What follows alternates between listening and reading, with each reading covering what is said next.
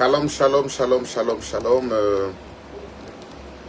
Voilà, il est 7h34 au Cameroun et nous allons commencer notre direct. Ici, il est 14h30. Nous étions censés commencer exactement à 7h. Nous accusons 34 minutes de retard. C'est pourquoi je voudrais sincèrement m'excuser. Voilà, je voudrais saluer tous ceux qui se connectent. Nous allons entamer avec notre traditionnel direct de chaque dimanche. Que le Seigneur reçoive gloire, honneur et majesté. Voilà, révérend Amougou, que Dieu te bénisse. Merci, merci. Voilà, pour ton soutien et ta présence en général depuis très longtemps. Voilà, connectons-nous. Ma fille Mireille, sois la bienvenue au nom de Jésus-Christ. Voilà, le direct a commencé. Le direct a commencé. Que le Seigneur bénisse tous ceux qui se connectent. Qu'il bénisse ce dimanche. Nous voulons comme ça refuser de nous taire par rapport au don de la vie. Le don de la vie, vous savez, le présent, comme le mot le dit, c'est un présent. C'est un présent. Lorsque tu vis présentement, c'est un don de Dieu, c'est un cadeau de Dieu, c'est un présent de Dieu. Et il faudrait rendre grâce à Dieu. Ma fille Mireille, je vais t'inviter avec moi à bénir le nom du Seigneur qui nous a donné le souffle de vie ce matin. Au nom de tous nos frères qui ne sont pas encore connectés, au nom de la nation camerounaise, au nom de l'église du Christ tout entière, je veux t'inviter avec moi à bénir le nom du Seigneur. Est-ce que nous pouvons élever la voix et bénir le nom du Seigneur ce matin? Seigneur, reçois gloire, honneur et majesté. Exaltation. Merci Père pour le souffle de vie. Merci pour cette semaine, oh Dieu. Merci pour le pain quotidien. Merci pour tout ce que tu nous as donné. Nous reconnaissons, Père, que ce n'est pas nos efforts, Seigneur, qui nous ont pourvu quoi que ce soit. Mais c'est tout simplement ta grâce. C'est tout simplement ta miséricorde. C'est tout simplement ta faveur. Seigneur, nous entrons dans ta maison. Nous entrons dans ce dimanche avec des cris de joie, avec des cris d'allégresse au Père, avec des cris de louange au Père. Exalté, glorifié sois-tu. Dans le nom souverain de Jésus. Est-ce qu'on peut partager le direct? Est-ce qu'on peut partager le direct? Est-ce qu'on peut partager déjà le direct? Nous avons déjà commencé. Signaler à tout un chacun que nous avons commencé. Alors on va dire merci au Seigneur Jésus-Christ par ce chant.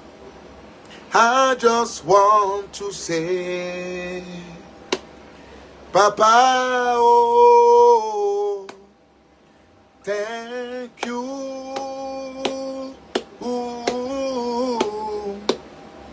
I just want to say, Daddy, oh, thank you. I just want to say, I just want to say. Là où tu es, chante avec moi. Daddy, oh, même si tu es encore couché. Thank you.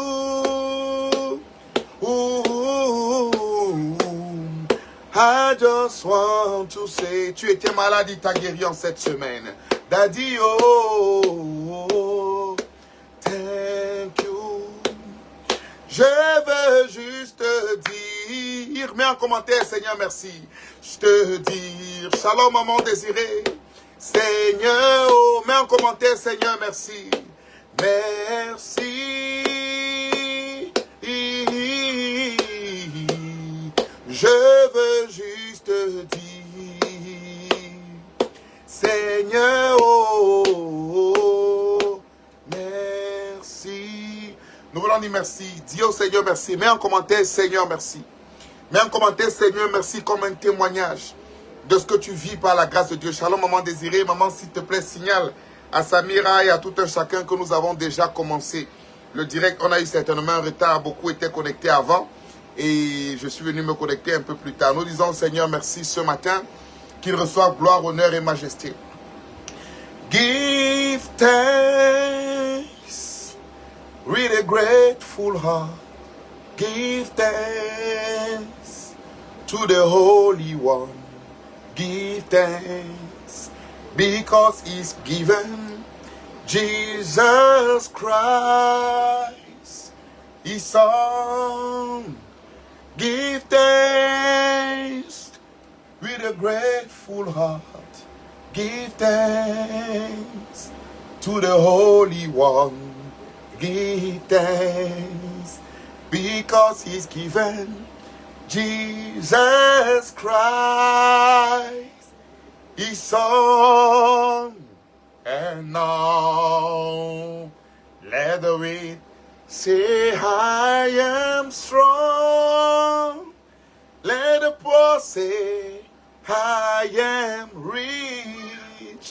because of what He done for us. Oh Lord. Shalom, shalom, maman Anne.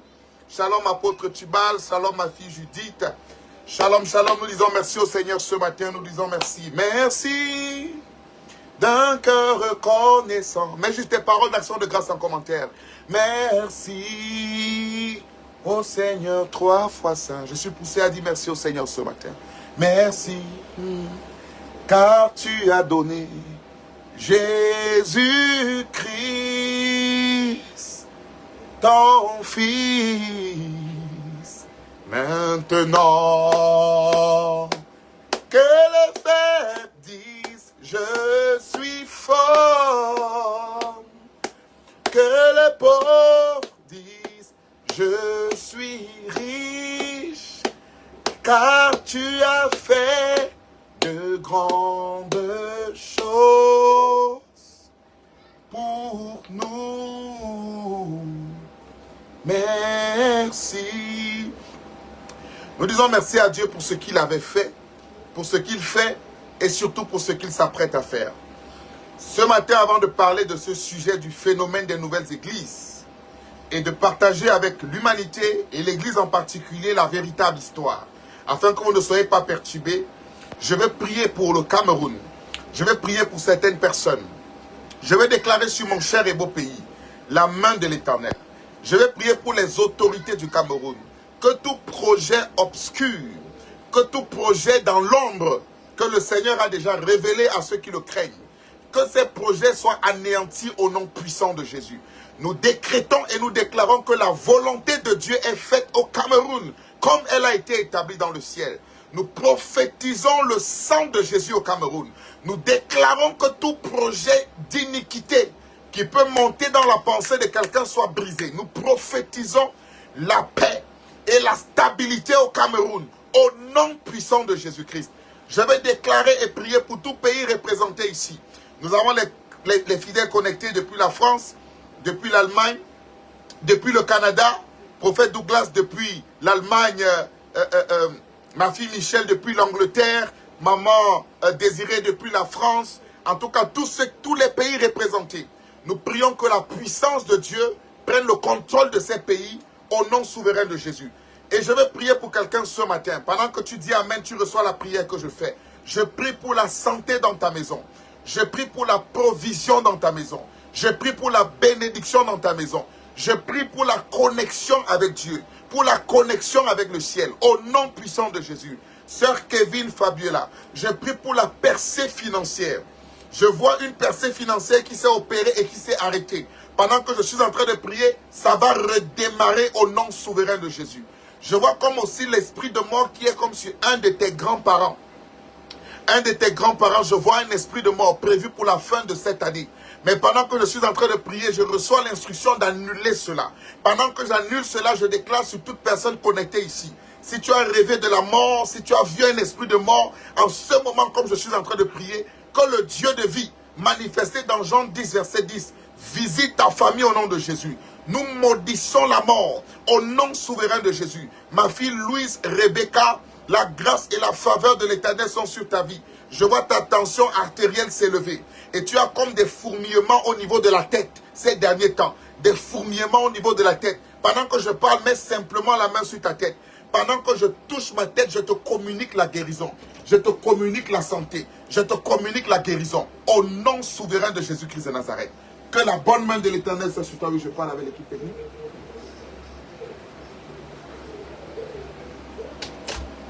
Que la bonne main de l'Éternel soit sur ta vie. Que le Seigneur te visite. Dans le nom souverain de Jésus-Christ de Nazareth. Je décrète et je déclare la main de guérison sur ta vie. Toute personne qui a un problème de tension élevée, de régulation du sang, comme je suis en train de prier, reçois maintenant ta visitation. Au nom puissant de Jésus. Je prie ce matin pour l'intelligence. Je couvre les grandes vacances dans le sang de Jésus. Tout projet de sorcellerie pendant les grandes vacances. Tout projet d'initiation à la sorcellerie pendant les grandes vacances. Je paralyse et j'annule. Je paralyse et j'annule. Je paralyse et j'annule. Au nom puissant de Jésus-Christ de Nazareth. Apôtre Tubal, il y aura une forte main de guérison dans le culte que tu t'apprêtes à faire tout à l'heure. Je vois quelqu'un qui est censé faire une autre intervention, ou c'est une exhortation, je ne sais pas, quelque chose comme ça. Dis à cette personne-là que le Seigneur l'amène dans une autre sphère au niveau de l'intercession. Il y a quelqu'un qui est censé faire une autre intervention. Je ne sais pas qui. Je vois Dieu faire de cette personne une sentinelle. Pendant 7 jours, toute prière que cette personne fera pour l'Église s'accomplira dans les détails. Donne cette instruction à la personne. C'est ce que je reçois de la part de l'Esprit en ce moment-ci. Il y aura une personne nouvelle que Dieu va amener à l'église aujourd'hui. Cette personne est malade. Alors que tu vas prier pour cette personne, derrière cette personne, je vois 10 personnes qui seront gagnées à Jésus. Je libère cette instruction et cette faveur sur ta vie, l'huile et l'onction qui accomplit cet oracle. Au nom souverain de Jésus-Christ de Nazareth. Lumière, parole, la bonne main de l'Éternel est sur ta vie. Au nom souverain de Jésus. J'entends Dieu me parler de restauration. Il y a quelque chose qui a été brisé, qui a été cassé. Je te vois pleurer dans le secret. Le Seigneur me demande de te dire que le temps de te restaurer est arrivé.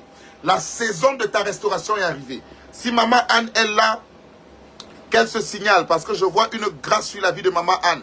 Je vois un soutien se détacher du nord. Je vois un soutien, je ne parle pas du nord dans le sens du nord Cameroun, du nord du monde. C'est comme si ça vient de l'Occident. En fait, je vois quelqu'un qui se détache par la permission de l'Éternel pour venir comme un soutien. C'est un soutien prévu par l'Éternel pour les 5 années à venir. Dieu me dit qu'au travers de cette personne, tu ne manqueras de rien. Pendant les 5 années à venir, c'est comme une provision qui vient vers toi. Et cette provision a été personnifiée par un être humain. Pendant que je parle, je relâche. Et je prie pour toute personne connectée qui va écrire provision. Je te connecte à cette prophétie. Pendant que tu écris provision en commentaire, je libère dans le règne de l'esprit une personne qui vient comme une provision dans ta vie.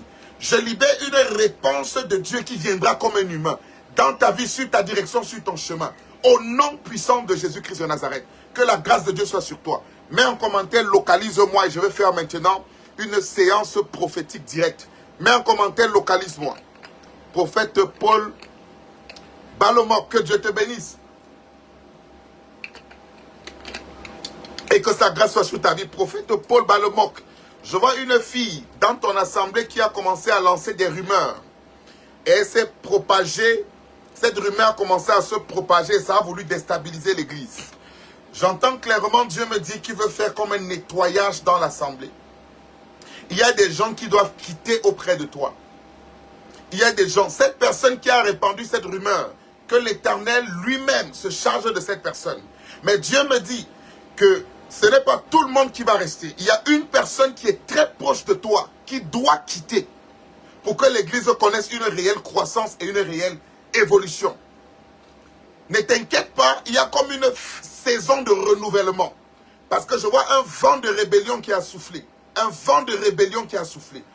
Il y a une saison de renouvellement que Dieu est sur le point d'opérer dans ta vie. Ceux qui écrivent localise-moi, je vais prophétiser. Sœur Judith, elle dit localise-moi. Sœur Judith, je suis en train de voir dans le règne de l'esprit une série de rêves que tu fais.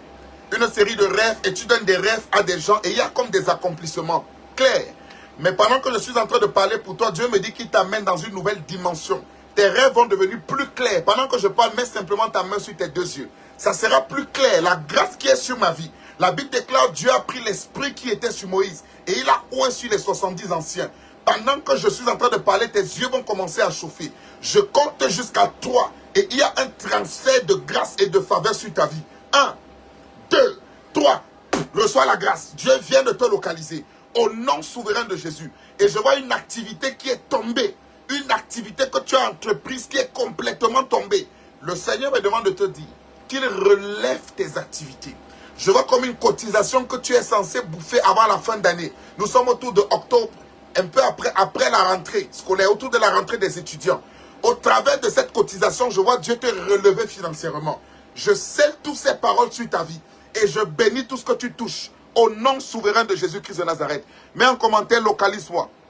Maman Anne, j'ai prié pour toi. La bonne main de l'Éternel est sur ta vie. Je vois comme une douleur qui est partie au niveau de tes pieds et qui est en train de revenir, Maman Anne. Maman Anne, tu mets ta main sur tes deux pieds. Je déclare que la chaleur du Saint-Esprit qui est sur mes pieds maintenant localise tes pieds et que la guérison de Dieu soit ton partage pendant que je suis en train de prier pour toi. Au nom puissant de Jésus-Christ de Nazareth, que la bonne main de l'Éternel te visite. La guérison de l'Éternel est ton partage.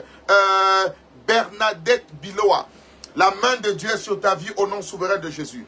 Bernadette Biloa, dans le règne de l'esprit, je vois une lutte entre deux parents qui s'identifient comme tes parents. L'un est comme vraiment ton parent et l'autre n'est pas vraiment ton parent et il y a comme des petits conflits.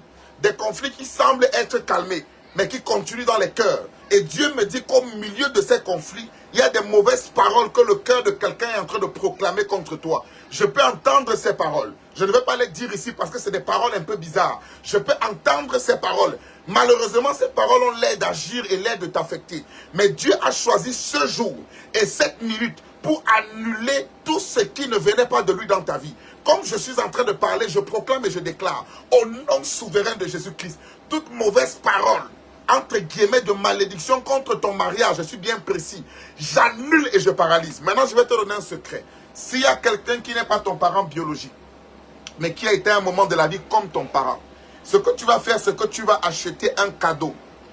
Un cadeau de préférence qui se mange. Ça peut être un peu du riz ou quelque chose. Quand tu vas préparer cela, tu me contactes. Je vais prier pour cela et tu vas aller offrir ça comme cadeau à la personne. Achète un présent, tu vas offrir, c'est ce que je reçois. Tu vas aller offrir cela peut-être avec une petite enveloppe. Ça ne sera pas un cadeau normal. Ça sera un cadeau de restauration. Fais ce que je te dis et tu verras ce que Dieu fera dans les 2 mois qui suivent l'acte que tu vas poser. Au nom souverain de Jésus-Christ. Amen. Douglas, je suis en train de voir dans ton passeport 2 visas. Dieu te donne 2 pays où tu pourras entrer et sortir comme tu veux en dehors du Cameroun. En dehors du Cameroun. Ainsi l'Éternel a parlé, ainsi tu le vis. Au nom souverain de Jésus-Christ de Nazareth. Marie-Paul Ewolo, la bonne main de l'Éternel est sur toi. Que Dieu te bénisse, qu'il te visite dans le nom souverain de Jésus. Marie-Paul Ewolo, je ne sais pas qui est Christian autour de ta vie. Je ne sais pas qui est Christian. Mais le Seigneur me demande de te dire. Le Seigneur me demande de prier pour Christian. Et il me demande de te dire que Christian est censé être une bénédiction dans ta vie. Mais il y a eu des problèmes qui n'ont pas de sens qui sont nés entre vous. Pendant que je suis en train de prier, j'annule toute atmosphère de conflit quelconque. Et je prie non seulement pour Christian, mais pour toute personne qui peut être une source de bénédiction pour toi. J'attire ces personnes dans ta vie et je scelle la grâce et les bonnes connexions au nom souverain de Jésus-Christ de Nazareth. Yolande, la bonne main de l'Éternel est sur toi. Au nom souverain de Jésus, je vois un petit enfant, je ne sais pas qui c'est. Je vois un petit enfant à ta charge. Je ne sais pas qui est cet enfant. Mais comme je suis en train de prier, Dieu me demande de te dire qu'il pourvoit dans ta vie afin que cet enfant ne manque de rien. Je répète, il pourvoit dans ta vie afin que cet enfant ne manque de rien. Ça, c'est le prophète Paul qui est en train de confirmer l'exactitude des paroles prophétiques. Prophète, pendant que tu confirmes cela, je déclare qu'une semaine ne passera pas. Tu commenceras à vivre les évidences de tout ce que je te dis. Le Seigneur est sur le trône, il t'a choisi et tu verras ce qu'il fera au nom souverain de Jésus-Christ de Nazareth. Kémonie Mireille, la bonne main de l'Éternel est sur ta vie. Je vois quelqu'un que tu as élevé comme ton enfant aujourd'hui qui, je peux utiliser des mauvais mots, qui n'est pas assez reconnaissant à cause de beaucoup de choses qu'on lui dit. Parce que la personne a quitté ta maison. On dit des choses à la personne qui ne sont pas très bien, vous concernant plus ou moins. Mais pendant que je suis en train de prier, je déclare que la vérité triomphe. La justice triomphe. Je libère l'épée de justice et de vérité, non seulement dans ta vie, mais dans ta famille en général. Trop de mensonges se sont propagés et des innocents se sont fait accuser. Genèse 12, 2, je rendrai ton nom grand. Attrape cette parole et vis avec cette parole au nom souverain de Jésus-Christ de Nazareth. Docteur Ange, la bonne main de l'Éternel est sur toi. Pendant que je suis en train de prier pour toi, je vois comme le feu de l'Esprit encore s'élever en toi. Il y a comme une sagesse anormale, pour ne pas dire surnaturelle, qui va appliquer dans ta vie des choses que tu sais que de toi-même, tu ne pouvais jamais appliquer. Ce que je dis commence à être visible dans 2 heures de temps seulement après cette prière. Je libère la sagesse et des facultés divines dans ton être. Et je libère cela aussi sur toute autre personne connectée à ce direct au nom souverain de Jésus-Christ de Nazareth. La bonne main de l'Éternel est sur votre vie. Suzanne, je prie pour toi Suzanne. Dans le nom souverain de Jésus-Christ de Nazareth, je vois comme un parchemin qui t'est remis en main. Je ne sais pas ce que c'est, si c'est un diplôme, une attestation, je ne sais pas. Mais j'entends Dieu me dire, parle pour que ce parchemin soit utile. Et je vais parler sur ta vie. Tes certifications ne seront pas là pour décorer les tableaux de ton salon. Je prophétise à partir de cette prière. Et ça marchera jusqu'à ce que Jésus revienne. tu ne manqueras jamais de travail et de promotion à partir de cette prière. Je scelle cela sur ta vie dans le nom souverain de Jésus-Christ de Nazareth. Amen. Maman Désirée vient d'écrire localise-moi. Pendant que tu écris localise-moi, je vois déjà deux situations. Première situation, c'est une situation bloquée. Une situation bloquée comme un document ou quelque chose d'administratif qui est entrepris entre toi et ton conjoint. Je ne sais pas ce qui se passe, mais je vois quelque chose qui s'est arrêté, qui s'est verrouillé. Et Dieu me demande de prier pour déverrouiller cela. Je prie et je déclare selon son instruction un déverrouillage au nom puissant de Jésus-Christ de Nazareth. Et je vais déclarer dans le même élan parce que quand je prie pour toi, je vois des situations de santé, à la fois dans ta vie et dans sa vie, qui sont comme une pesanteur, qui vous empêche de passer de l'avant sur certains projets que vous avez. Comme je suis en train de prier, j'interdis à des problèmes de santé de bloquer les ambitions que Dieu a mis dans vos cœurs.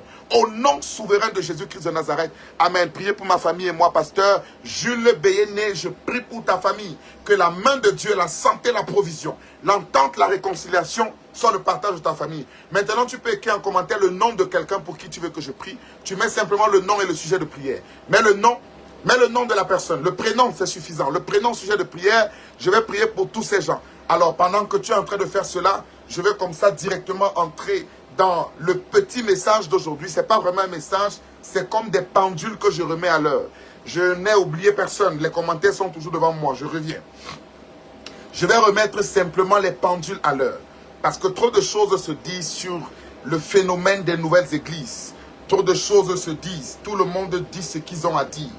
Je vais commencer par dire que c'est ce qui est attaqué qui est dangereux. C'est ce qui est attaqué qui est dangereux. Quand tu n'es pas dangereux, on ne t'attaque pas. Quand tu n'es pas dangereux, on ne t'attaque pas. Ok. Mettez les sujets de prière. Je les lis. Maman Désirée, tu viens de mettre Samira, je l'ai vu. Mettez, je vais prier pour tous ces sujets. N'hésitez pas. Que Dieu vous bénisse au nom de Jésus-Christ de Nazareth. Alors, je vais faire un rappel théologique et un rappel un peu historique de l'Église. Alors, je prie pour tous ces noms. Elisabeth Solange, je déclare la main de l'Éternel. Que Dieu la visite au nom de Jésus. Princesse, Seigneur, lave son nom. Je prie que le nom de princesse soit lavé au nom souverain de Jésus. Léocadie, je déclare que peu importe les intentions de prière, l'intercession des saints se tourne en sa faveur au nom de Jésus-Christ. Esther le m'a dit, priez pour mes projets, mon Père. Je prie pour la puissance de Dieu sur tes projets, que tout blocus soit ôté, tout embargo soit ôté, et que la grâce de l'Éternel localise. David, Pierre, mon fils, je déclare sur ton fils la main de l'Éternel. À un moment, il a failli s'égarer. Je déclare qu'il revienne dans les sentiers que Dieu a prévus pour sa vie. Au nom souverain de Jésus-Christ de Nazareth. Je prie pour Loris, que la bonne main de l'Éternel visite Loris et que Dieu lui fasse du bien. Priez pour mon frère Godwill. Je prie pour Godwill. Pendant que je suis en train de prier pour Godwill, je vois comme s'il fait dans l'agriculture. Est-ce que la sœur Grâce peut me confirmer ces paroles? Il fait comme dans l'agriculture. Et ces derniers temps, il veut commencer à vendre des choses. Il veut vendre comme des ustensiles, vendre des choses dans l'agriculture. Est-ce que la sœur Grâce, Angela, peut confirmer les paroles prophétiques? Quand je lisais Godwill, je le vois faire dans l'agriculture. Je ne sais pas dans quel domaine de l'agriculture. Et il est en train de vouloir vendre des choses au niveau de l'agriculture. Je veux libérer une parole sur sa vie parce que je vois une étoile qui va quitter l'une des plus puissantes personnes de votre maison et qui va se reposer dans sa maison. C'est un futur influenceur financier. Voilà, elle confirme qu'il fait dans l'agriculture. Dis-lui de ma part qu'il ne se décourage pas. Parce que je vois des choses qu'il fait, ça n'a l'air de ne pas marcher. Dis-lui que je vois le chemin lumineux devant. Le chemin est lumineux devant. Qu'il ne se décourage pas. Qu'il ne se décourage pas. Que Dieu le bénisse. Au nom souverain de Jésus-Christ de Nazareth. Janine, je prie pour la grâce du voyage. Au nom souverain de Jésus. Léo Kadi, grâce. Freda, je libère la grâce au nom souverain de Jésus. Voilà donc, les confirmations prophétiques sont là. Et nous parlons du phénomène des églises de réveil. Vous voyez, ce n'est pas tout le temps qu'on a eu, par exemple. Voilà, Tata Roseline, je prie pour ta vie. Je prie pour la santé, je prie pour la bénédiction. En particulier pour la protection de Dieu sur ta vie. Au nom souverain de Jésus-Christ de Nazareth. Je vois comme un petit rhume là que tu as en ce moment qui te donne un peu de fièvre. Pendant que tu mets ta main sur ton nez sans comprimer, je te déclare guéri maintenant au nom puissant de Jésus. Noubissi Franklin, la main de l'Éternel est sur lui. La grâce et la guérison de Dieu est sur lui au nom de Jésus. Voyez-vous, prendre une caméra comme ça, prier pour des citoyens, soulager des citoyens, ça c'est pas toute église qui nous a montré ça. Et quand des gens commencent à faire cela, ça va déranger certaines personnes. Surtout les sorciers qui savent ce qu'ils ont fait dans ta vie. Surtout les occultistes qui savent ce qu'ils ont attaché dans ta famille. Surtout les occultistes qui savent ce qu'ils ont attaché sur ton mariage, attaché sur ton voyage. Quand nous parlons de ça, on veut nous faire passer pour des gens qui racontent du n'importe quoi. Pourtant, nous savons que l'occultisme est réel. La franc-maçonnerie est réelle. La rose-croix est réelle. Et s'il faut parler de dérives, les dérives sont partout. Les marabouts en font aussi. Les prêtres catholiques exorcistes font des dérives. Je ne veux pas critiquer quelqu'un, il peut avoir des bons traditionalistes, mais nous savons qu'il y a des mauvais traditionalistes qui vendent du n'importe quoi. Nous le savons. La sorcellerie est une réalité, mes amis. Les francs-maçons font des cultes secrets. Ça, c'est connu. C'est connu. Mais pourquoi est-ce qu'il y a un acharnement uniquement contre les églises de réveil? Et on met en avant leurs dérives. Nous reconnaissons les dérives de l'église de réveil. Nous reconnaissons les dérives des musulmans aussi. Pourquoi personne ne les attaque? Les dérives des prêtres reconnus. La semaine passée, le pape actuel rendait visite aux victimes abusées sexuellement par les prêtres. Pourquoi on ne ferme pas les églises catholiques? Pourquoi on ne met pas sur Internet les séries de témoignages? Nous connaissons les scandales d'homosexualité dans les séminaires. Nous connaissons les scandales de pédophilie, de viol. Pourquoi ce n'est pas mis en avant? Nous connaissons des marabouts tous les jours au commissariat parce qu'ils ont escroqué. Pourquoi on ne fait pas une propagande? Vous ne vous rendez pas compte qu'il y a un complot contre l'église de réveil? Vous voulez dire que l'église de réveil ne fait rien de bon? Moi, au Cameroun, j'ai organisé l'évangile par l'épreuve, qui était un moment où nous recevons plus de 700 personnes, on faisait des examens gratuits.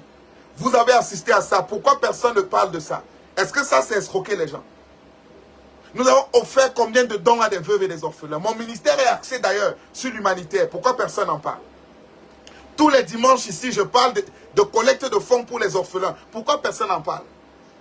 Qu'est-ce qui dérange effectivement certaines personnes sur le phénomène des nouvelles églises? Parce que nous voyons des églises être dépeuplées et d'autres églises être remplies. Il y a des dérives, je reconnais qu'il y a des dérives. Mais il faudrait qu'on soit honnêtement, intellectuellement honnête. Il y a des dérives dans tous les secteurs, même dans le gouvernement, il y a des dérives. Il y a des mauvais médecins, il y a des mauvais ingénieurs, il y a des mauvais architectes, il y a des mauvais commerçants partout. Parce que là, il y a comme un acharnement contre les nouvelles églises. Et ceci n'est qu'une administralisation des problèmes en famille. Parce que chacun de vous, vous vivez déjà ces persécutions-là dans vos maisons. Il suffit que tu suives le direct du docteur, tu es là, on va commencer à te dire des choses à la maison. Il suffit que tu quittes l'église catholique ou l'église protestante pour venir chez le docteur, tu es là, ou chez le docteur tel, ou chez le prophète tel. On va commencer à te regarder un genre. On va commencer à te traiter comme un Camerounais inférieur, comme un citoyen inférieur, comme un sous-citoyen. Je vais rétablir la vérité. S'il vous plaît, il faut taguer vos membres de famille. Il faut taguer les historiens parce que je vais parler de l'histoire. Ne racontez pas des conneries. Alors, permettez-moi de vous dire comment l'affaire de l'église a commencé. J'ai quand même une agrégation en théologie. Je suis professeur agrégé en histoire des religions. Le mot église vient du grec ecclésia, qui veut dire en français hors du monde. Ça veut aussi dire parlement. Pour parler du parlement, oh là là, William, très content de te voir. Merci, merci, merci William, merci pour ton soutien, mon frère, merci beaucoup. Merci, merci, merci, merci. Salutations à Vanessa, à Neil, à Loane, à... J'oublie qui, à toute la maison en général. Salutations à tout le monde, salutations à tout le monde. Salutations à Maya, Loane Maya. Salutations. Voilà, super. Alors, je parlais de l'histoire de l'église. Cette affaire d'église, avant le mot église, on parlait de Ecclesia Caesari, qui voulait dire le parlement de César. Le parlement de César, c'était un endroit là où les députés, les sénateurs réfléchissaient. Super, merci beaucoup William, merci, merci, merci beaucoup. Alors, le parlement de César, c'était un endroit où on prenait des décisions par rapport à Rome. Et pour une première fois, Jésus-Christ va dire un mot choquant. La première fois que le mot sort par Jésus. Il dit à Pierre, Pétro en grec, tu es Pétro et sur cette Pétra, je bâtirai mon ecclésia. Ça veut dire Pierre, tu es Pierre et sur cette pierre, je bâtirai mon église. Je bâtirai mon église. Ceux qui ont vécu pendant ce temps, je vous fais un rappel historique, comprenez ici, je bâtirai mon parlement. C'est pourquoi Jésus avait des ennemis politiques. Parce que le mot était déjà utilisé par César sur le plan politique. Il dit, je bâtirai mon ecclésia. Alors, ecclésia veut dire en français, hors du monde. hors du monde. C'est un peu comme un groupe de contrôleurs.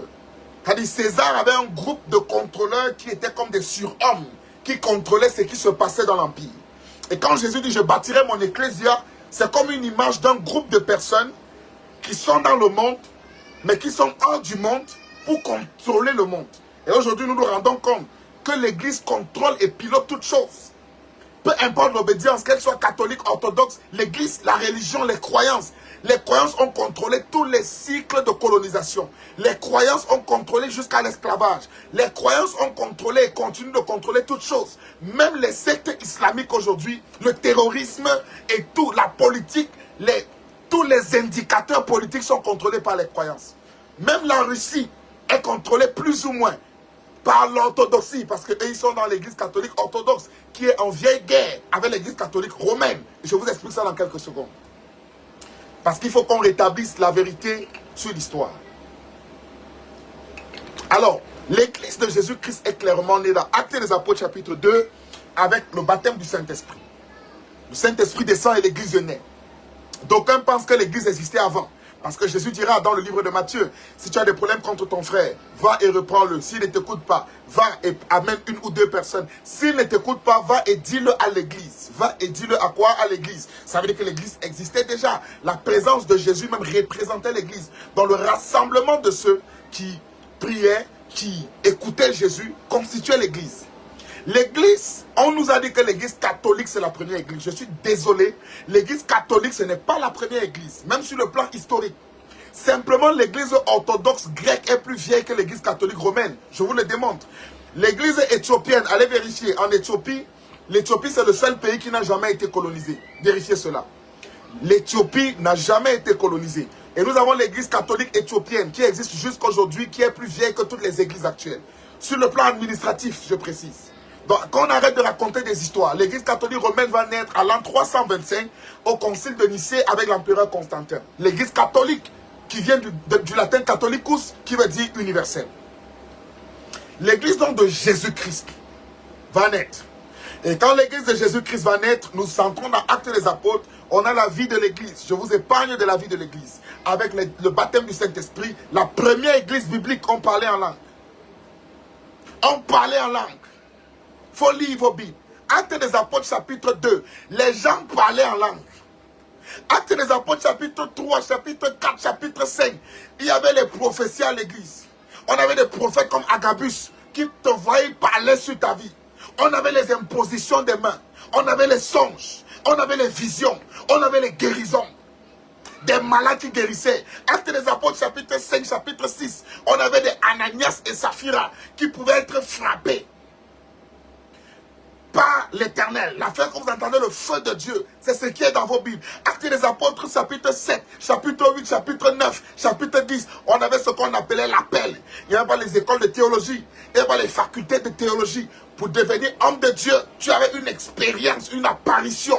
Actes des Apôtres 9, Paul aura une apparition et il dira Dieu m'a appelé. Les mêmes mots aujourd'hui. On n'allait pas au séminaire comme ça se passe aujourd'hui. C'était un appel qui nous amenait au séminaire. Actes des Apôtres 9, l'appel de Paul. Actes des Apôtres 10, l'appel de Pierre. Actes des Apôtres 12, 13, 14, 15, 16. On voit l'évolution missionnaire. Il n'y avait pas de salle. Les églises de maison, exactement ce que vous voyez. Les églises de maison, des gens qui priaient dans des maisons. Ça, c'est l'église. Voilà l'église. Jusqu'à ce que les apôtres vont commencer à se déployer dans le monde. On aura des hommes comme Jean qui va rester à Rome, en Israël, c'est le seul d'ailleurs. Tout le reste, Paul et tout le reste, Pierre va monter à Rome. On aura des missionnaires qui vont aller jusqu'en Inde. Et il y aura donc ce qu'on va appeler la persécution de l'église. Un empereur qu'on appelait Néron César. En grec, Néron Kaiser. Et Néron Kaiser, dans sa numérologie, c'est exactement 666. Ce serait de lui dont l'apôtre Jean parlait en disant que son nom, c'est le nom d'un homme 666. C'est un monsieur qui a commencé à tuer les chrétiens. Et des rumeurs, parce que la véritable église a toujours eu des rumeurs. Des rumeurs ont commencé à se propager. Que les églises sont des cannibales. Je vous parle de l'histoire de l'église. Je vous envoie consulter le livre de Joseph Euseb, qui est historien du 1er siècle. C'est un historien juif. Et les archives coloniaux de Rome. Dans les archives coloniaux de Rome, dans le 1er siècle, on disait les chrétiens qu'ils sont des cannibales, qu'ils mangent la chair. Parce que les véritables chrétiens, il y a toujours des choses qu'on dit sur eux. Ils sont des sorciers, ils ont les bougies, ils font des ceci. Le jour où tu vois un réel marabout qui a les bougies, tu filmes ça et tu dis que voilà ce qu'on fait dans toutes les églises. Le jour où tu vois un pasteur qui a enchaîné quelqu'un, j'ai vu ça à la télé, un pasteur qui a enchaîné quelqu'un dans la salle et on a pris ça pour dire que voilà ce que les églises font. Le jour où tu vois une folle, j'ai vu une folle là qui a tué un enfant parce qu'elle dit que son apôtre a dit qu'elle tue l'enfant. On dit que dans les églises, oh, mon ami, viens dans les autres églises, tu as vu qui a enchaîné. Ne soyons pas malhonnêtes intellectuellement et apprenons à respecter ce que les autres font. Respectons les gens. Les chrétiens, tous sont des citoyens. Je vais rétablir l'histoire. S'il y a des catholiques, des témoins de Jéhovah, je vais parler de l'histoire ici. Rejoignez le direct, partagez le direct, je vais expliquer. D'où les catholiques, les protestants, je vais vous expliquer comment c'est né. Je parle aujourd'hui dans un monde de l'intelligence artificielle. Je finis, tu peux vérifier tout ce que je dis. Sur ChatGPT, sur Google, je suis agrégé en théologie, je te donne l'histoire avec les dates et les noms des auteurs. Néron César commence à tuer les chrétiens. Je vous épargne des persécutions. Il tue les chrétiens, il persécute les chrétiens au point où l'apôtre Jean, qui était le seul survivant, parce que tout le reste sont morts dans l'Empire romain de l'époque. L'apôtre Jean, qui était le seul survivant, va changer de nom. Il change de nom et jusqu'à là, il sera mis en prison parce qu'il est chrétien. Il ira dans la prison qu'on appelle Patmos, dans laquelle il recevra la vision de l'Apocalypse. C'est lorsqu'il sort de cette prison qu'il revient à Éphèse, où il dirigera une église jusqu'à sa mort. Et il écrivra l'évangile de Jean, 100 ans environ après Jésus-Christ. Lorsque on tue les chrétiens, le christianisme est déclaré illégal. Il était illégal d'être chrétien. Un peu comme des pays où il n'y a pas le droit d'être chrétien. Ce n'est pas aujourd'hui. Vous savez, tu ne peux jamais fermer une église. Tu peux fermer une salle, jamais l'église. Aujourd'hui, alors, avec Internet, c'est fini. Même par Facebook, les gens vont prêcher. Même si c'est en route, vous ne pouvez pas étouffer la foi. On peut tuer un homme, on ne peut pas tuer un mouvement. L'église a été déclarée illégale. Tu devais signaler les gens qui prient. Je vous précise que les religions traditionnelles existaient.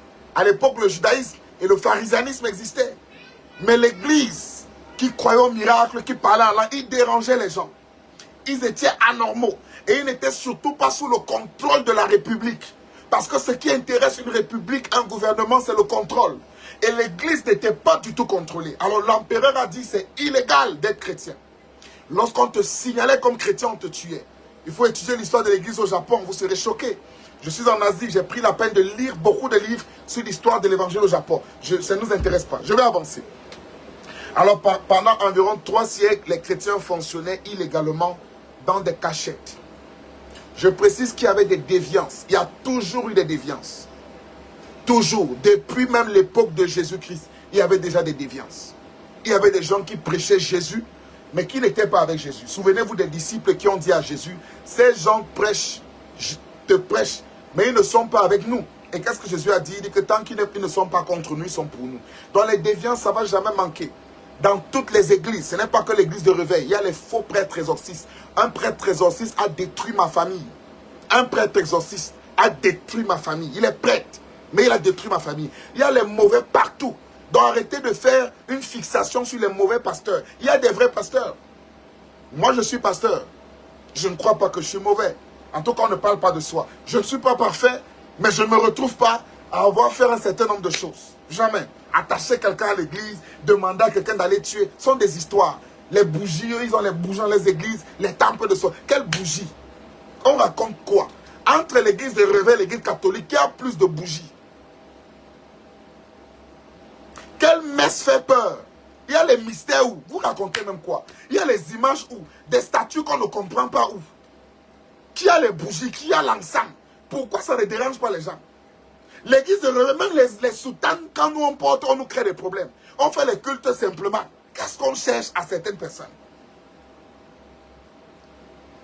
C'est eux qui sont là où il y a les bougies et ils disent qu'on allume les bougies. Le problème, c'est quoi même? Et si on allumait les bougies, le problème, c'est lequel? Est-ce que vous n'allumez pas les bougies? Je continue. Il y aura donc un empereur qu'on appellera Constantin. Écris en commentaire Constantin. Mets en commentaire Constantin, je vais t'expliquer. Super. Alors, l'empereur Constantin va faire un rêve où il va voir la croix dans le soleil. C'est ce qu'il dit. Il verra la croix dans le soleil. Et quand il voit la croix dans le soleil, il écoute une voix qui lui dit « Par ceci tu vaincras ». Et Constantin, autour des années 300, décide de conclure. Lui croyait au dieu qu'on appelait Horus, qui est le dieu soleil. Et il voit la croix dans le soleil, il dit « Mais attends, cette croix-ci, c'est le christianisme. » Il fait un rapprochement entre le christianisme et Horus. Et il décide de reconnaître en Jésus-Christ son Dieu Horus. Et il dit qu'il va se baptiser et devenir chrétien. Voilà comment Constantin, qui est l'empereur, devient pour la première fois chrétien. Et quand l'empereur romain lui-même devient chrétien, je vous parle de l'empereur romain, c'était l'empire la plus puissante. Aujourd'hui, le Moyen-Âge est carrément défini comme la chute de l'empire romain et la découverte de l'Amérique. Je veux que vous voyez comment l'empire romain a marqué le temps. Pour ceux qui ont fait philosophie, le Moyen-Âge est défini comme la chute de l'empire romain et la découverte de l'Amérique. Parce que l'Amérique marque notre ère et l'empire romain a marqué l'ère avant le Moyen-Âge. L'empereur Constantin va devenir chrétien et quand il devient chrétien, il décide de légaliser l'Église. Il fait ce qu'on appelle donner les décrets à l'Église. Il autorise à l'Église d'exister. Il autorise à l'Église de fonctionner. Juste que comme beaucoup d'églises fonctionnaient en secret, il n'y avait pas une harmonisation du culte. Il n'y avait même pas une harmonisation de la doctrine. Il y avait déjà le désordre. Il y avait déjà des variantes. Il y avait déjà des partis pris. Vous allez écouter ce qu'on va appeler dans les pères de l'église. Il y avait des variantes. Il y avait du désordre. Ils vont donc convoquer une réunion qu'on appelle donc un concile. Une réunion, c'est où Constantin dira, n'ayez pas peur. Venez, faisons une assise et établissons la doctrine avec laquelle on va fonctionner. Écoutez-moi très bien. C'est là où on vous dit que l'église catholique, c'est la première église. L'église catholique n'est pas là. Ce que je vous dis, c'est comme ça que l'église catholique est née. Ils vont donc faire la réunion et ils vont établir ce qu'on va appeler en latin le credo. Le credo, c'est le je crois en Dieu, le Père Tout-Puissant, Créateur du ciel et de la terre, et en Jésus-Christ, son Fils, notre Seigneur, qui était conçu de la Vierge Marie, a souffert sous Ponce Pilate, est mort, a été crucifié, enseveli, est descendu aux enfers, est resté des morts le troisième jour, est monté au ciel, est assis à la droite du Père Tout-Puissant, qui viendra juger les vivants et les morts. Je crois au Saint-Esprit, à la Sainte Église catholique, c'était par la voie catholique, à la communion des saints, à la rémission des péchés, à la résurrection de la chair et à la vie éternelle. Voilà comment le credo va naître. Et quand le credo va naître, pendant la séance, il y aura les contestations. La première contestation, c'est que celui qui préside le concile, c'est l'empereur. Et des gens, notamment l'église orthodoxe veut d'abord dire traditionnelle, ils sont plus vieux que l'église catholique. L'église orthodoxe va dire, mais comment? Lui, il est empereur, il n'est pas prêtre, il n'est pas religieux. Comment c'est lui l'empereur qui dirige un débat religieux? Est-ce qu'il ne veut pas politiser la religion? Et il y aura des contestations. Et uniquement la majorité, nous reconnaissons, la majorité qui vont adhérer au credo vont constituer ce qu'ils vont appeler le catholicus. Catholicus qui veut dire universel. Mais il y aura les orthodoxes qui ne vont pas être d'accord, qui vont déjà être une église traditionnelle à côté de l'église catholique romaine. Comprenez donc que là on n'est plus au début de l'église. Souvenez-vous, la première église, c'est dans Actes des Apôtres, avant la persécution de Néron César. Voilà la première église. C'est donc la quête vers cette première église qui amène les gens à se retrouver dans ce qu'on appelle le réveil. Permettez-moi de vous raconter en quelques minutes environ 2000 ans d'histoire. Mets en commentaire histoire et je vais t'expliquer. Mets en commentaire histoire et je vais t'expliquer. Vous pouvez partager le lien s'il vous plaît. Alors, bonjour homme de Dieu, sois béni, ma fille Elisa Clara. Que Dieu bénisse tes activités, ton projet. J'ai vu ta petite boutique là que tu veux relancer. Que Dieu bénisse et que sa grâce t'ouvre toutes les portes nécessaires au nom de Jésus-Christ de Nazareth. Amen. Alors, voilà comment l'église catholique va naître. Ce n'est pas l'église catholique actuelle. Hein, parce que l'église catholique, dans son début, il n'y a pas le culte marial. Il faut vérifier. S'il vous plaît, nous sommes dans l'ère du verseau. Nous sommes dans l'ère de la connaissance. Nous sommes au 21e siècle. Ne soyez plus des chrétiens moutons. Vous avez Internet. Allez taper les choses, vous lisez vous-même. Le culte marial est né il n'y a pas longtemps. Il n'y avait pas de culte marial à l'église catholique. Il n'y avait même pas de statut. Il n'y avait pas de culte marial. On n'adorait pas Marie, on ne priait pas Marie. Il n'y avait pas le je vous salue Marie pleine de grâce. Ça n'existait pas. Personne ne le faisait. Il faut que ce soit clair. Allez vérifier cela. L'église catholique va donc naître. Elle deviendra puissante à cause de l'alliance de l'empereur. Elle va être utilisée pour des raisons aussi politiques. Je ne vais pas revenir sur ça. L'église catholique elle-même reconnaît avoir servi à des causes politiques. La colonisation en Afrique a été faite essentiellement par l'œuvre des missionnaires. Nous le savons.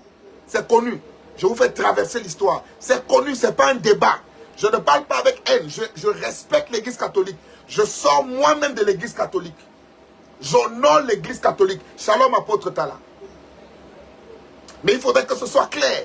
Je ne suis pas en train de donner des propos insultants contre qui que ce soit. Mais nous devons apprendre à respecter tout le monde. Je suis aux Philippines, je vois comment les religions se respectent. Et j'aimerais que dans tous les pays, que dans toutes les civilisations, on apprenne à se respecter les uns les autres. Et que la vérité soit rétablie sur la base de l'histoire. Qu'on ne voie pas des gens comme des novices, des gens qui viennent d'arriver et qui fabriquent je ne sais pas trop quoi. Alors, shalom mon fils Ricardo. Je vous épargne des grands épisodes. Je vais commencer avec les vents de protestation. Alors, l'église catholique au fur et à mesure va connaître des dérives. Et non, je ne suis pas en train de blanchir l'église pentecôtiste qui connaît aussi des dérives. Parce que moi, je ne m'identifie pas à certains pentecôtistes. Il faut que je sois clair. Mais il faut savoir que toute religion connaît des dérives. Il n'existe pas de courant de pensée sans dérive et sans multi. C'est impossible. Étudiez les histoires même du Vatican. On a eu des papes pédophiles et malades mentaux reconnus. On a eu des papes qui ont fait des orgies. Quand on parle d'orgies, c'est des rapports sexuels, ce que vous appelez les partous. On a des papes dans l'histoire reconnus qui ont fait des orgies, des partous avec des cardinaux reconnus. On a eu un pape dans l'histoire qui a fait de ses enfants les saints. Ils les ont canonisés. Quand on dit saint, là, comme on dit saint Augustin, saint ceci, saint cela, c'est connu. Donc, les dérives, c'est partout. Ça n'existe pas un courant de pensée sans dérive. Même le Lakam dans ton village a les dérives. Même le Ngondo a les dérives. Même le Mbok des Bassa, il y a les mauvais Mbok qu'on excommunie tous les jours. C'est partout, mes amis. Il y a les mauvais Mbok, il y a les mauvais Ngondo, il y a les mauvais Lankam, il y a les mauvais tout. Il y a le mauvais partout, ça existe. On a fermé notre église, pourtant, il y a la liberté de religion. Ouais. Alors, je vais avancer. Un prêtre, Martin Luther, vous ne savez pas que c'est un prêtre. Martin Luther, que vous entendez là, c'est un prêtre. Hein? Il n'est pas pasteur d'abord, il est prêtre catholique. Martin Luther sera dans l'orage, dans une grande pluie, et il va dire peut-être je vais mourir. Et il va faire une prière, il dit Seigneur, si je sors de cet orage, je vais te servir jusqu'à ma mort. Et il va être sauvé de l'orage. Et il va dire non, il doit donner sa vie à Dieu. Voilà comment il va partir à l'époque dans un séminaire. Et il va devenir prêtre. Et il sera tellement un bon prêtre qu'il va être coopté pour faire partie de la petite catégorie de ceux qui étudiaient le Nouveau Testament. Parce que l'église avait tout verrouillé. On n'avait pas droit à la Bible. L'église catholique en ce moment était dans le business. Le business connu, même l'église catholique le reconnaît. Ils vendaient ce qu'on appelait les reliques. Beaucoup de reliques. On dit ça, c'est ce que Marie a porté. C'est 200 000, tu payes. Ça, c'est ce que Jean-Baptiste a touché. Tu touches, tu payes. C'était au point où on payait l'argent pour être pardonné des péchés. Tu payais. Plus tu as l'argent, plus tu es pardonné. Moins tu as l'argent, moins tu es pardonné. Ce que je vous dis, vérifiez ChatGPT. Allez demander à ChatGPT, est-ce que dans une époque à l'église catholique romaine, on payait pour être pardonné des péchés? Et regardez ce que l'IA va vous répondre. Je ne suis pas dans la négociation. Allez le faire. Avant de critiquer et d'insulter les gens, il faut être face à l'histoire et face à vos consciences. Martin Luther se retrouve en train d'étudier le Nouveau Testament. Et il découvre que ce qu'il est en train de lire n'a rien à voir avec ce que l'église à laquelle il appartient est en train de faire. Le but de Martin Luther, c'est là où tout devient intéressant. Le but de Martin Luther n'était pas de créer une église protestante. Le but de Martin Luther, c'était reformer sa propre église. Et je vous rappelle que Martin Luther, il est mort catholique. On l'a enterré catholique. Martin Luther ne voulait pas créer une église. Il se rend donc compte qu'il y a trop de choses qu'il dit dans la Bible qui ne sont pas dans la réalité. Il découvre qu'on ne doit pas adorer Marie d'après la Bible. Il lit la Bible. Il découvre tellement de choses. Il écrit dans ce qu'on appelle les thèses de Martin Luther. Il commence à écrire des thèses. Et avec toute la bonne foi, il part voir le pape. Bon, ce n'est pas le pape au début. Il part voir le cardinal de sa ville. Il était en Angleterre. Et il présente sa thèse. Et au lieu de l'écouter, on commence à le menacer. Parce qu'il menaçait les intérêts financiers de l'église. Et quand on commence à le menacer, il se révolte. Et finalement, on va l'excommunier. Et quand on va l'excommunier, il va décider qu'il fera connaître la Bible à tout le monde. Parce que les gens n'avaient pas le droit de lire la Bible. Tu avais le droit d'écouter ce que le prêtre te dit de la Bible. Tu n'avais pas le droit de lire toi-même la Bible. C'est pourquoi, désolé de le dire, le mouvement jusqu'à aujourd'hui qui connaît le moins la Bible, c'est l'église catholique. Les chrétiens catholiques. Désolé de le dire. Vérifiez. Ceux qui récitent les versets, ce sont les pentecôtistes. Les vrais, pas les pentecôtistes d'aujourd'hui, qui ne font que tomber. Ça, ce n'est pas l'église pentecôtiste. Parce qu'il faut rétablir aussi l'histoire. Les gens qui ne font que tomber et qui ne font que faire les prophéties. Ça, ce n'est pas l'église pentecôtiste. Les vrais pentecôtistes veulent appliquer la parole de Dieu. Les vrais pentecôtistes veulent vivre Actes des Apôtres 2. Les vrais pentecôtistes veulent rentrer dans ce que Jésus pratiquait dans Actes des Apôtres avec les apôtres. Voilà la Pentecôte réelle. Parce qu'il y a une fausse Pentecôte actuellement qui est en train de salir l'image de la réelle Pentecôte. C'est pourquoi il faut rétablir l'histoire. Je ne suis pas là pour tirer seulement sur l'église catholique, mais nous sommes aussi là pour tirer sur la fausse Pentecôte. Mais ça doit arriver, Jésus l'a annoncé. Vous voyez qu'un petit sous-préfet ou préfet peut s'opposer à ce que Jésus a dit. On te dit qu'il y aura des faux prophètes. Monsieur le préfet, monsieur le Moulinex, je ne vais pas donner d'autres noms. Monsieur le sous-préfet, nous vous honorons et nous honorons le travail que vous faites. Mais sachez que Jésus-Christ, que vous priez, a dit qu'il y aura des faux prophètes. Vous ne pouvez rien y faire. Vous pouvez peut-être réguler comme vous pouvez, c'est bien. Mais vous ne pouvez rien y faire. Vous ne pouvez pas annuler. Il y a des faux marabouts, des faux imams, des faux prêtres. Il connaît des faux prêtres qui se sont fait passer pour des prêtres pendant 10 ans dans une paroisse. Vous ne pouvez rien y faire. Alors, on ne va pas se concentrer sur ça toute la vie. Parlons au moins du vrai. Monsieur le Moulinex, sachez-le, il y a des vrais pasteurs. Vous le savez déjà en tout cas. Il y a des pasteurs qui n'escroquent pas l'argent. Vous croyez que la famille Baboké, ils sont pasteurs. Vous croyez que dans leur culte, ils escroquent de l'argent aux gens? Quand vous me regardez, je ressemble à quelqu'un qui escroque l'argent aux gens. Je ne veux pas citer d'autres noms. Soyons un peu sérieux à un moment.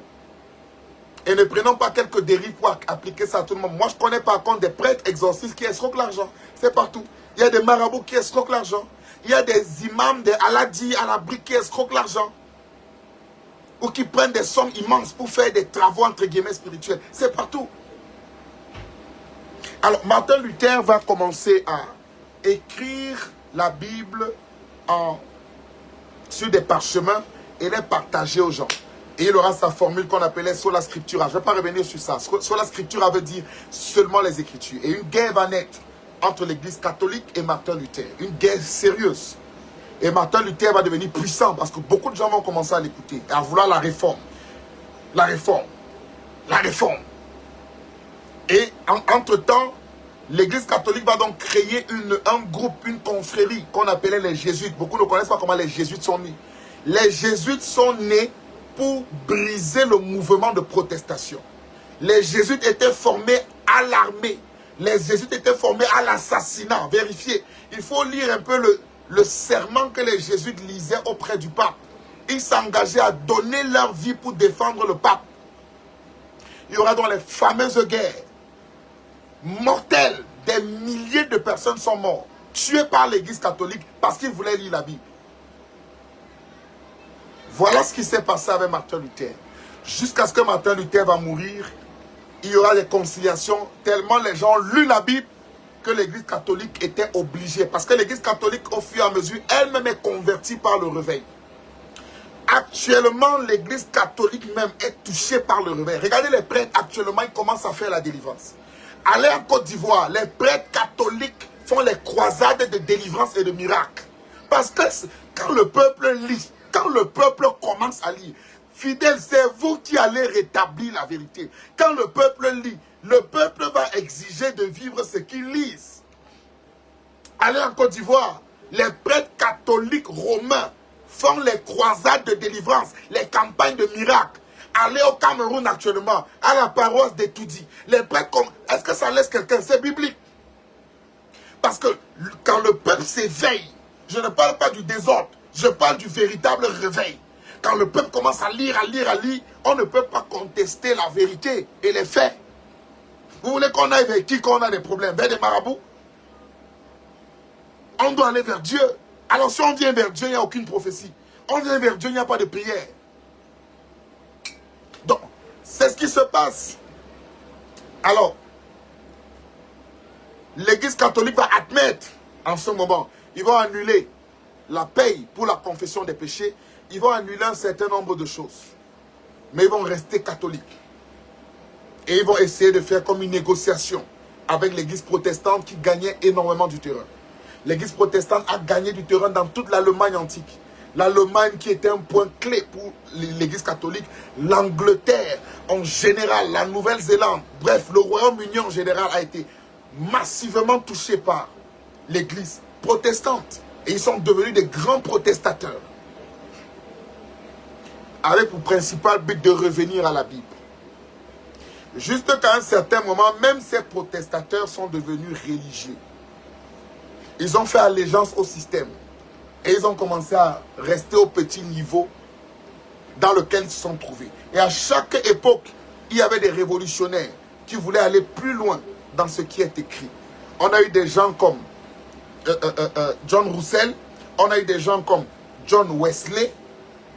John Wesley, par exemple, lui va naître de l'église catholique anglicane parce que le roi d'Angleterre, à l'époque, voulait épouser une deuxième femme et le Vatican refusait le mariage polygame. Et le roi d'Angleterre, il s'est fâché, il a dit, je prends ma deuxième femme et je divorce avec l'église catholique. Il a dit, à partir d'aujourd'hui, l'église catholique qui est dans mon royaume d'Angleterre devient l'église catholique anglicane. Et comme ils ont été coupés de Rome, à cause de son projet de 2 femmes, c'était un bon climat là où la protestation et la recherche biblique pouvaient encore se faire. Là où les Bibles pouvaient être partagées, les gens pouvaient commencer à lire la Bible. Et c'est dans le grand Angleterre qu'il y a eu beaucoup de révoltes encore. En Angleterre, par exemple, c'est de là où John Wesley, qui sort de l'église anglicane, John Wesley, c'est une grande figure de la protestation, qui va se rendre compte au fur et à mesure que mais nous sommes dans la religion, on n'est pas dans la méthode. C'est vrai qu'après, on a créé ce qu'on appelle l'église méthodiste. Et tous ces gens ne venaient pas créer des églises, je vous rappelle. Personne ne venait créer une église. Chacun voulait juste que ce qui est écrit soit appliqué. Est-ce que pour devenir chrétien, il faut simplement faire le bien? Non. Qu'est-ce qui est écrit? Romains chapitre 10, verset 9 à 10. C'est en confessant de la bouche et en croyant du cœur qu'on parvient au salut, selon ce que dit l'Écriture. C'est écrit. Alors quand nous on vient à l'église et tu ne nous dis pas ça, on n'est pas né de nouveau. Aujourd'hui, on utilise le mot né de nouveau pour insulter une partie de la société. Non, c'est la base biblique, c'est comme ça qu'on devient chrétien. Jean chapitre 1, le verset 12. On dit que ceux qui l'ont reçu, ils ont reçu le pouvoir de devenir enfants de Dieu. C'est écrit. Jean chapitre 1, verset 1, nous dit au commencement était la parole était avec Dieu, la parole était Dieu. Elle était la lumière des hommes. Et on parle de la lumière du verset 1 au verset 8. Au verset 9, on dit, ceux qui l'ont reçu, on doit recevoir Jésus comme notre Seigneur et notre Sauveur. C'est écrit, c'est comme ça qu'on devient chrétien. Il y a eu des gens comme Jean Calvin et j'en passe. Alors, je vous amène donc sur le phénomène actuel des églises dites de réveil, avec lequel je vais atterrir et je vais chuter.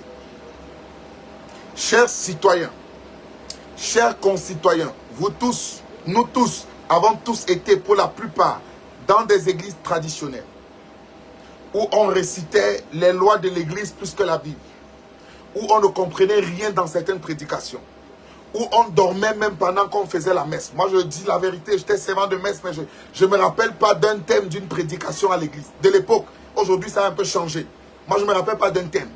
On venait là, on allume les bougies, on fait l'encens et tout ça. Moi, je ne me rappelle pas de tout ça. Je respecte et j'honore cela.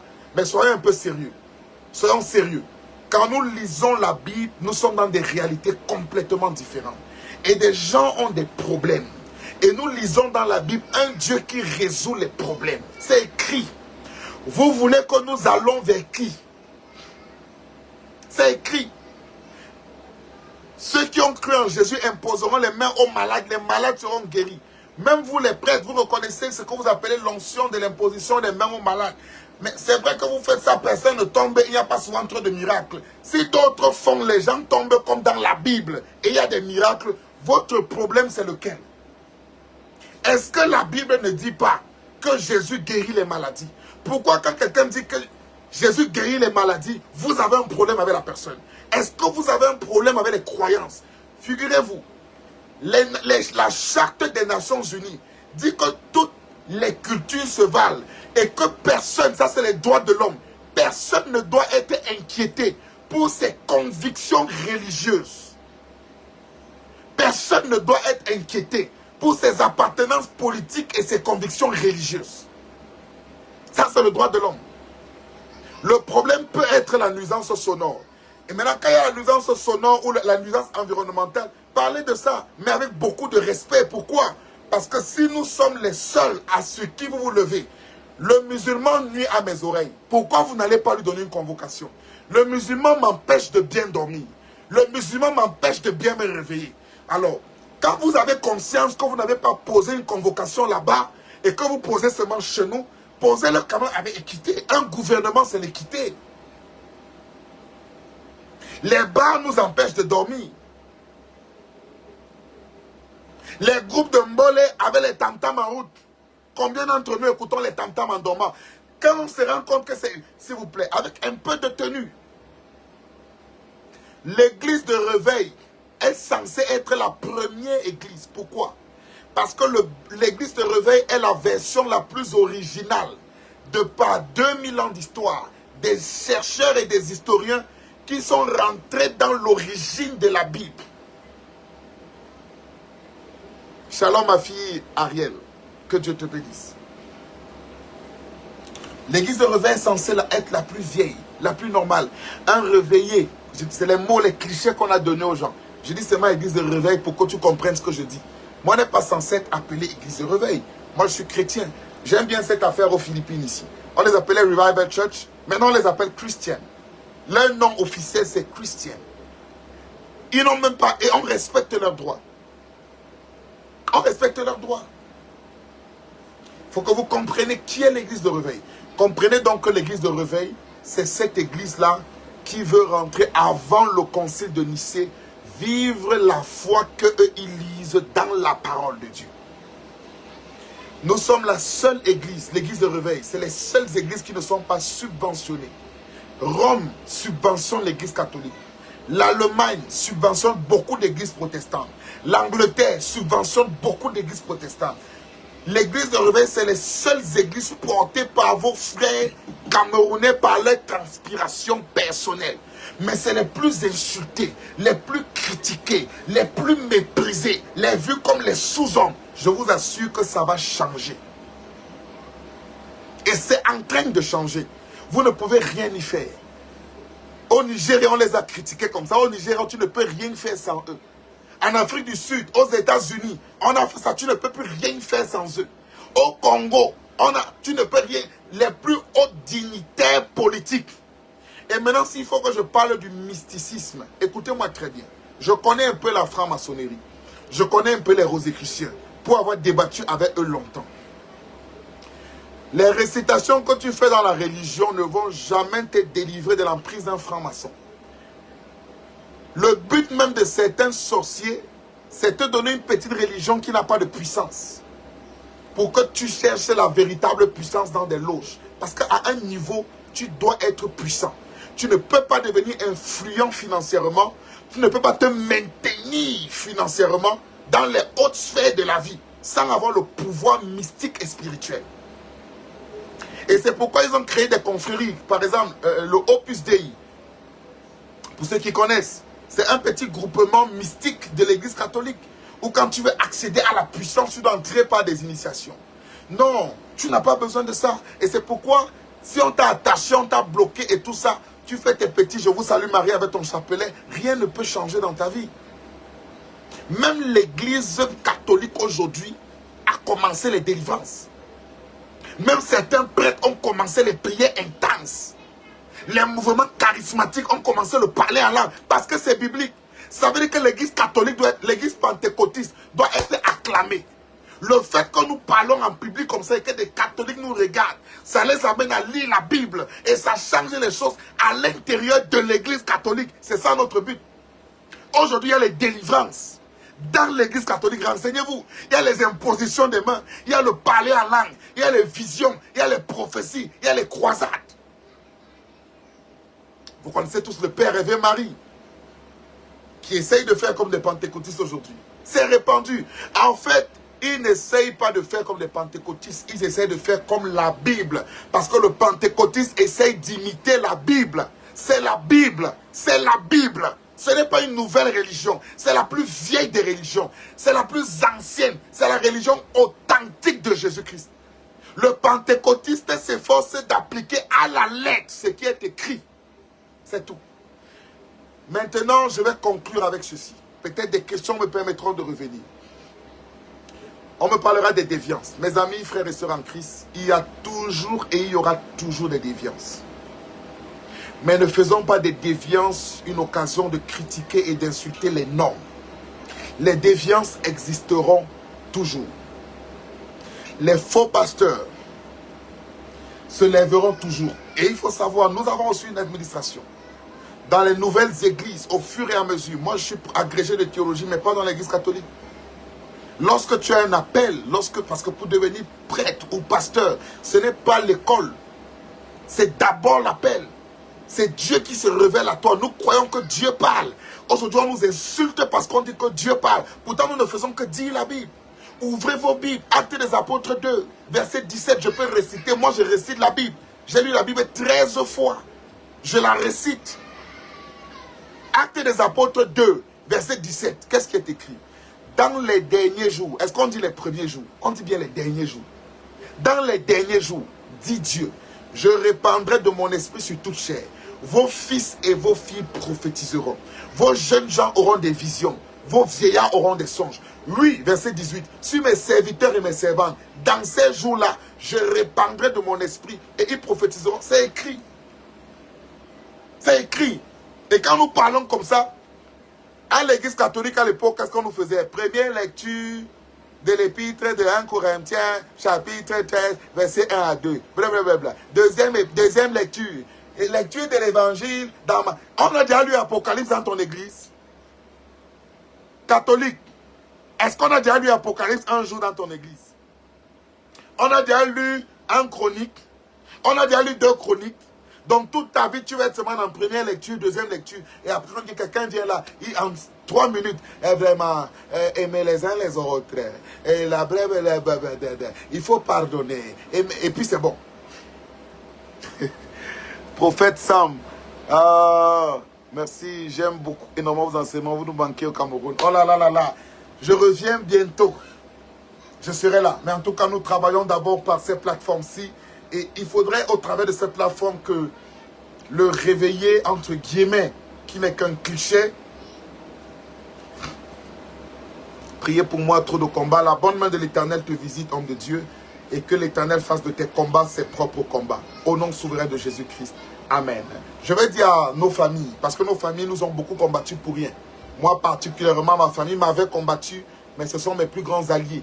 Ma mère aujourd'hui est ancienne d'église, l'une des chrétiennes les plus fidèles de notre assemblée. Famille, vous avez seulement été victime des religions. On n'a pas besoin, quand vous lisez bien la Bible de marabout, il y a les visions dans la foi chrétienne. On n'a pas besoin de féticheurs. Il y a tout ça dans la foi chrétienne. Lisez seulement la Bible. Et les enseignements que nous faisons ici, même des catholiques nous écoutent et ça les amène à aller lire. Même le prêtre qui est lucide, il va lire. Et quand il lit, il se rend compte, au-delà de ce qu'on lui a conditionné à lire à la faculté de théologie, il se rend compte que c'est vrai. Même les protestants, si vous êtes de l'église EEC, allez vérifier, les délivrances ont commencé à l'EEC. Le parler en langue a commencé à l'EEC. Ce n'est pas qu'ils imitent les pentecôtistes, c'est écrit dans la Bible. Ils font ce qu'ils ont lu. Allez à l'EPC. À l'EPC, Église presbytérienne du Cameroun, les délivrances ont commencé. Le parler en langue a commencé. La naissance de nouveau. Je connais des gens de EEC, de EPC, qui se baptisent maintenant par immersion. Je connais des catholiques qui prennent aujourd'hui le baptême par immersion. Ce n'est pas qu'ils imitent les pentecôtistes, c'est parce qu'ils imitent la Bible. Donc le pentecôtiste authentique, ce n'est pas une religion nouvelle, c'est l'imitateur de la parole. C'est l'imitateur de l'expérience de Actes des Apôtres.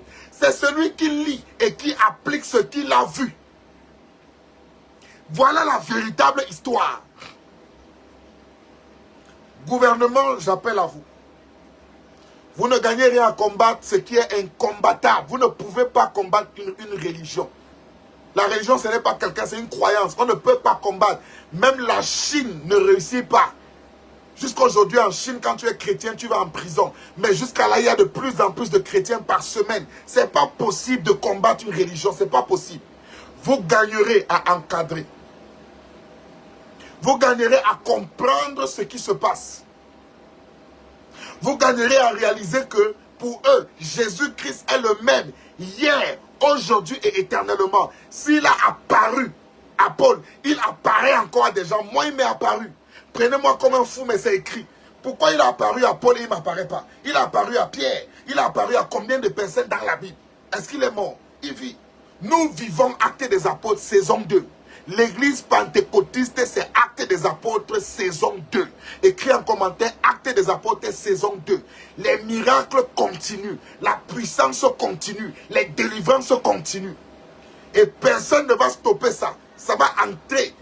Les pasteurs et les prêtres qui s'opposent à nous, sachez que vos enfants dans vos maisons vont parler en langue. Ce que nous faisons, le combat qu'on fait, ça va entrer dans vos paroisses. Même vos EPC, vos EEC, tout le monde va appliquer la parole. C'est une affaire de la parole. On nous a trop insultés pour rien. Nous connaissons. Et aujourd'hui, on a des pentecôtistes qui ont étudié, qui ont lu. Avant, vous nous méprisez parce qu'on ne connaissait pas votre histoire. Moi, je connais l'histoire de l'église catholique, l'histoire de l'église protestante, la doctrine, la doctrinologie. Tout cours que tu m'amènes, on va parler. L'eschatologie, l'exégèse, l'herméneutique, la martiologie, la sotériologie.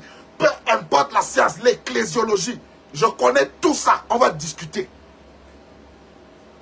Et quand on finira de discuter, tu te rendras compte que le parler en langue et tout ce que les églises de réveil vivent sont normaux. À nos frères églises de réveil, respectons notre environnement. Prenons au sérieux cette affaire de nuisance sonore. Juste pour éviter les faux problèmes. Si on peut réduire les sons, si on peut appliquer les baffes conformément à nos salles, faisons-le. Je vous exhorte, hommes de Dieu, faites de plus en plus les directs. Quand ils vont nous voir à la télé, comme ils le voient déjà, ils vont se rendre compte qu'on ne fait pas la sorcellerie. On n'allume pas les bougies là-bas. Faites des directs. On n'a rien à cacher. Aujourd'hui, les pasteurs Marcelo et tout le reste, tous les pasteurs, ils font leur direct. Vous voyez ce qui est fait. On ne fait que la parole. Maintenant, lorsqu'on a un petit problème, on prend notre problème, on met partout. Vous connaissez le nombre de prêtres qui ont enceinté des filles? Moi, j'en connais. Mais pourquoi on ne met pas ça à la télé? Il suffit que le pasteur Marcelo ait eu un problème, toutes les chaînes parlent. Il suffit que le prophète tel est revenu au Cameroun, tout le monde parle. Qu'il soit bon ou mauvais, ça ne nous regarde pas. Parce qu'en réalité, il y a des bons et des mauvais partout. Moi, je connais des prêtres qui ont enceinté des filles, qui ont sodomisé des garçons. J'en connais. Les tribunaux le savent. Les procès se suivent semaine après semaine. Mais aucun procureur, aucun juge n'a filmé le procès pour mettre sur Facebook. Mais lorsqu'il s'agit de nous, pourquoi? Parce que nos prières, puisque c'est la Bible qu'on respecte, ça brise la franc-maçonnerie. Ça brise la rose-croix. L'Afrique est tenue par des pactes que vous ne connaissez pas. Il y a des pactes maçonniques. Et un maçon, un franc-maçon, il connaît le danger d'une personne qui pratique la visualisation. Parce que dans l'église de réveil, nous on visualise. On ne prie pas seulement dans la religion. On se concentre. C'est la plus, ça dépasse la sorcellerie. On se concentre. Ça dépasse les incantations. Rikosinda, lata, balaso, ideketebo, latosa ite, lazada, jazazaza, bala. Le franc-maçon se sent secoué. La rose-croix commence à être effrayée. Et on ne veut pas ça. On veut simplement leur faire vraiment, prions le Seigneur. Ensemble, prions le Seigneur. Pour tous nos frères persécutés dans le monde, nous élevons nos voix et nous, ensemble, prions le Seigneur. Entends nos prières, entends nos voix. Pour tous ceux qui ont mal au dos, que le main de l'Éternel leur donne les médicaments. Voilà ce que les gens veulent. Nous, c'est Katouza Ata, Zizakosha Balada. Toute personne derrière le problème et le franc-maçon qui a ses bacs. Regardez tous ceux qui nous persécutent. Regardez leurs bacs, regardez leur position. Les sorciers pour la plupart. Ils savent ce qu'ils font. Ils savent dans quoi ils sont. Sur le plan administratif, moi je fais partie de l'Église du Christ. Notre décret présidentiel est signé en 1971. 1971. Le président actuel n'était même pas encore au pouvoir. Notre décret présidentiel est signé par le président Amadou Ahidjo. Pour ceux qui ne le savent pas, il faut respecter les gens. Notre décret présidentiel est signé avant le décret de l'Église catholique. 1960, allez vérifier. Notre décret présidentiel, l'Église sur le plan administratif à laquelle j'appartiens, 1971, signé par le président Amadou Ahidjo. Les nouvelles églises. Tu n'étais même pas né. Peut-être ta grand-mère était encore à l'école. Ma mère avait quel âge en 71? Ma mère avait 11 ans. 11 ans. Le décret de notre église était déjà signé. Je te parle d'un décret. On fait combien d'années pour signer un décret? Je ne parle pas de l'arrêté. Le décret présidentiel. Signé par un musulman, Amadou Ahidjo. Vous imaginez un musulman, le nombre d'études qu'il peut faire. Et je vous rappelle qu'Amadou Ahidjo, le président de la République, à l'époque, était sceptique même envers les témoins de Jéhovah, pour ceux qui connaissent l'histoire du Cameroun. Mais le décret a été signé. Vous venez près de 60 ans après, il faut respecter les gens. Et lorsqu'on ne vous dit pas ces choses en public, je ne suis que sur l'église de Christ. L'église pentecôtiste est une église avec des décrets. Nous avons des décrets. La CBC, la MEVIPAC, il y a des décrets officiels. Nous ne fonctionnons pas dans la clandestinité. Maintenant, le gouvernement devrait plutôt assister l'église à reconnaître les pasteurs qui usurpent le décret et non à combattre tout le monde. C'est de ça qu'il s'agit. Ce message, c'est pour que le chrétien ne se sente pas illégal, complexé, insulté. Tu n'es pas dans une nouvelle histoire qui est née. Non, tu es dans la plus vieille histoire, l'histoire de Jésus-Christ. Et je vais finir avec ceci. Le nom de l'église n'est pas important. C'est la pratique de la parole. Même si tu es protestant, catholique et tu commences à pratiquer la parole, tu donnes ta vie à Jésus, tu te baptises par immersion, tu reçois le Saint-Esprit, tu es mon frère en Christ. Que Dieu te bénisse. Je crois que ce message t'a fait du bien. Je bénis toutes les semaines. Je bénis tout ce que tu fais. Mes amis, nous croyons au surnaturel. Je crois au surnaturel. Parce que c'est biblique et je vis la Bible. Et toute personne qui m'écoute, qui croit au surnaturel. En cette année seulement, je suis à plus de 16 personnes guéries de maladies incurables. J'écris les témoignages. Des visas débloqués de façon surnaturelle. Des guérisons divines. Après ce direct-ci, je prie pour 28 personnes. Tu reçois la grâce et la faveur du travail. Toi qui cherches le travail ou la promotion, je répète, le travail ou la promotion dans ton travail, tu n'as pas besoin d'un marabout. Je vais prier pour toi et tu témoigneras avant que le mois d'août ne finisse. Je te laisse un numéro de téléphone. Joins ta foi à cette parole. On va poser un acte pour la mission. Je te laisse un numéro de téléphone. Tu fais une semence. Je parle à 28 personnes. Toi qui cherches un vrai travail ou une percée dans le travail que tu fais déjà, je vais te démontrer que la puissance est encore disponible. 673 68 30 86. 673 68 30 86. Tu es là, Wabo Loïc. Quelqu'un m'a dit, oh, les pasteurs parlent d'argent. Je suis désolé.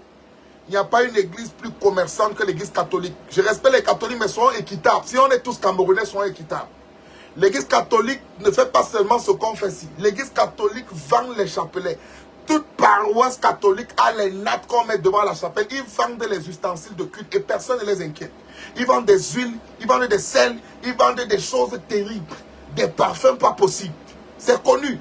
Allez à la cathédrale, allez dans n'importe quelle paroisse. Donc s'il vous plaît, qu'on arrête de saturer l'esprit des gens. Et c'est pourquoi tu n'es même pas béni. Tu n'es pas béni parce qu'on a saturé ton esprit. Moi je ne critique pas les catholiques, qu'ils fassent ce qu'ils veulent. C'est leur moyen de soutenir la mission. Je n'ai pas de problème avec ça. Qu'ils fassent comme ils veulent. Pour inviter le prêtre, c'est au moins 50 000. C'est même pour qu'ils viennent. Nous les pasteurs, on se déplace avec la moto. On vient prier pour toi. Souvent gratuitement. Sans problème. Ils vendent les chapelets. Ils vendent les huiles. Ils vendent les sels. Ils vendent les bagues. Ils vendent les chaînes. Ils vendent tout. Tout est vendu. On te dit que ça a été sanctifié. Mais pourquoi quand nous on sanctifie, ça vous dérange? Parce que nous on fait en public. Parce que nous on n'est pas hypocrite. Parce qu'on le fait en live. Parce qu'on le fait en Mondovision. Je n'ai pas besoin de t'amener des bagues et de te dire que ça a été sanctifié dans quelle cachette. Je prie séance tenante. Et les résultats sont crédibles. Vous allez voir les gens qui vont travailler. Moi je dis à Dieu, je vais démontrer la véracité de la Pentecôte par la grâce du travail. Je n'attends que ton pas de foi. Toi et moi, on va démontrer à ta famille que le travail, Jésus peut le donner. Si tu crois que Dieu peut te donner un travail, ou peut opérer une percée professionnelle dans tes affaires, pose une semence de foi sur ce numéro MTN que je viens d'envoyer. Tu poses un mobile money, tu fais une semence de foi sur ce numéro. Peu importe le business que tu fais, je débloque la percée. Peu importe l'affaire que tu fais, je libère la grâce. Si tu es chômeur, j'interdis au chômage de trouver la route de ta maison. Je provoque le travail. J'active le travail. Je déclenche le travail. Je déclenche le travail. Je libère la faveur. Je libère la faveur. Je libère la faveur. Je libère la faveur.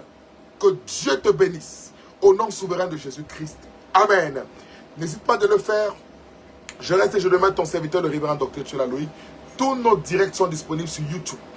Si sur Facebook, les directs restent pour un mois. Mais si tu veux revoir les directs, tu pars sur YouTube, tu mets simplement Dr. Tchola Loïc et tu auras accès à tous nos directs. Je t'aime tellement. Jésus-Christ t'aime encore plus. Que sa grâce soit sur toi. Shalom.